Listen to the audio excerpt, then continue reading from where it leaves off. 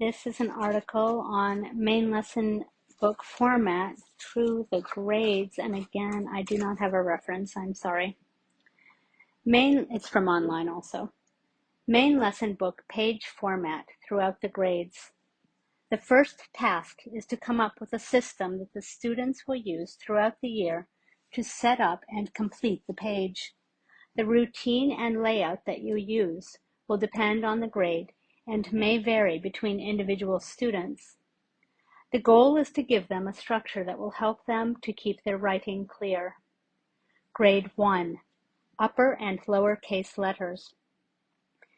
In first grade, students learn the letters in a pictorial presentation and start to identify letter forms and their associated sounds. Uppercase letters comprised of straight lines start the year. Lowercase letters with more curves and confusing directionality, tallness, and tails are introduced sometime after winter recess, depending on the class.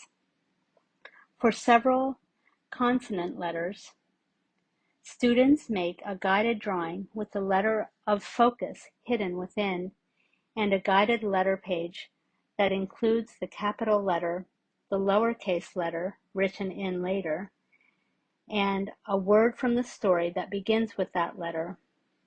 The pages all have a Papa Bear border, and the letter and word pages are created in a consistent way throughout these lessons that introduce consonants. Later in the year, we write short sentences together. During the consonant writing mentioned above, students write words on a writing line across the middle of the page. Later, they write sentences using 3 Mama Bear guidelines that they draw in their book.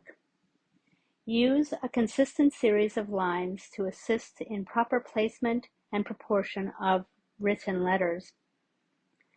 Careful letter formation, strokes from top to bottom, and appropriate formation should be taught clearly with demonstration and consistent verbal instruction every time letters are written together for many months. Using imagery to describe the guidelines allows the children to be able to follow oral instructions while their eyes focus on their work. This could be a series of writing guidelines that stack a yellow, sunny sky, green, earth, and blue, water. The body of the letters are on the red, while some reach toward the sun and some have tails that dip into the water. The imagery and colors you choose should remain consistent throughout the year. Grade 2. In second grade, it is lovely to have 3 guidelines with yellow in the middle as the golden path, as the students are studying holy and virtuous people. Blue sky, golden path, red clay earth beneath your feet. The imagery may be the same as grade 1, or it may change. Children enjoy novelty and the sense of moving up and doing things differently in the higher grade. To set up the page, use the Mama Bear side of the block crayons and draw stripes across the page, perhaps in blue sky, golden path, and red clay earth below. Careful letter formation and teacher description should continue for many months, even in grade 2.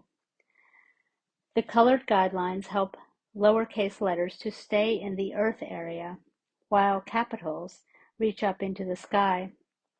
Lowercase y and g dip into the water, while H, K, and L reach up to the sky. Here the colors were presented as in grade 1, not using the golden path in the middle in my description.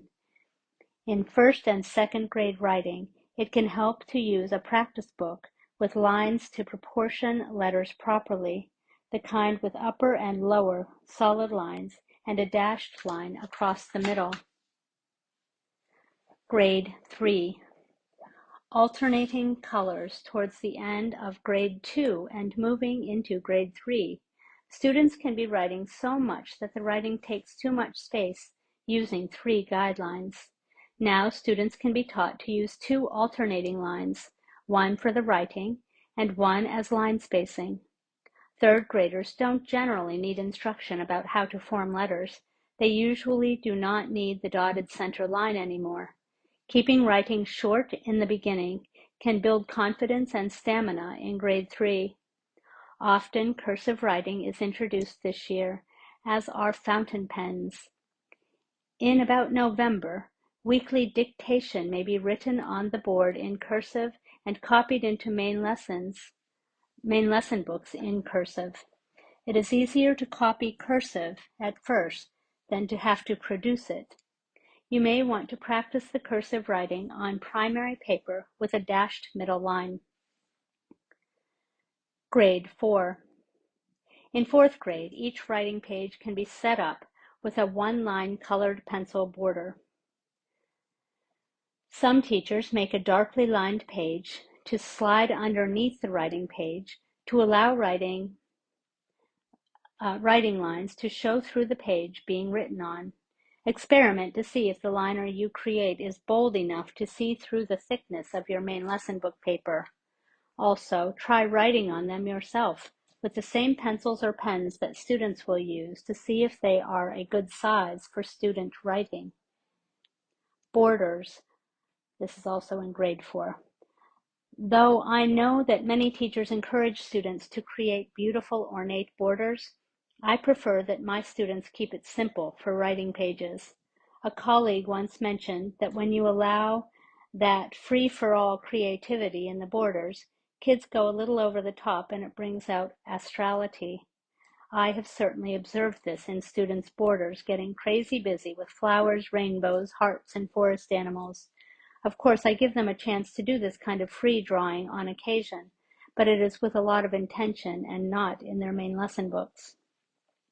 Waldorf shares with Shinichi Suzuki of the Suzuki method of music that freedom arises from the form. Students need to learn how to work within the form and understand it deeply before they can work it into their own inspired creativity. In large part, this defines the developmental path through this period so that it can be supportive to find many ways to reinforce it. Middle grades are all about defining the form. Strong form and learning structures help students to relax into their learning and focus on strengthening the skills that will become the tools of their future learning. Waldorf education sometimes uses the tagline, "Education towards freedom." The area of form sometimes is difficult for teachers who are not trained in Waldorf education and for some parents to comprehend. Laying a strong foundation supports many students' journey of exploration. Having the opportunities to embody the habits and rituals of the school year, the blocks, the daily rhythms, and all of the form-holding aspects of learning build strong inner resources that will serve students well when it is time to move beyond the walls of form. In lesson books, figuring out what to do with blank space at the bottom of the page can be challenging, especially when students are writing independent compositions. Pages may vary dramatically in terms of the amounts of white space at the end. Handwriting size is also a variable. Some are working on cursive writing and fountain pens, and the writing can be quite large. Other students enjoy teeny tiny writing that sometimes catches on in 4th or 5th grade. It can be helpful to try to make your example, yes, you should have one, with awareness of what your students may experience. Make drawing of your own at the bottom of the page, for example. Big blank areas of pages and books seem unfinished. The drawing at the bottom of a writing page should align with the story. Since there is no exacting example of a picture for their writing content, encourage them to keep the drawing simple. Of course, if they have too much leeway, they are unhappy with the results. Adding this drawing piece can also help students who fly through their work. Some of these students may benefit from slowing down, but others will do high-quality work very quickly. Having them do a drawing helps them stay engaged while others finish. Towards the end of 5th grade, we start experimenting with other types of borders. This is still a step-by-step, strongly led process, though. This way, students will experience what kinds of borders tend to work the best for them, and still have plenty of writing pages that use the tried and true one-line border. Even in 6th grade, the most successful borders are when they've had a model to look at.